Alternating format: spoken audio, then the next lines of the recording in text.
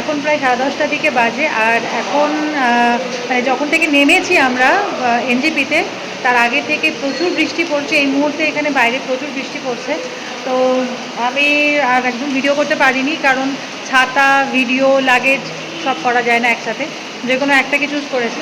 তো যাই হোক, এখন আমরা শিটং যাচ্ছি। শিটং যাবার পথে আমরা একটা জায়গায় নেমেছি, সেখানে আমরা ব্রেকফাস্ট করবো। এখনও করিনি, প্রায় 10:30টা বাজতে চলে, এখনও আমাদের ব্রেকফাস্ট হয়নি। ব্রেকফাস্ট করব। আর ব্রেকফাস্টে আমরা অর্ডার দিয়েছি আলু পরাঠা, আর পরে বলেছি গরম চা নেব। আর বৃষ্টিতে কখনো সেইভাবে দার্জিলিংয়ে বা এই পাহাড়ি মানে নর্থ বেঙ্গলে আসা হয়নি সেইভাবে।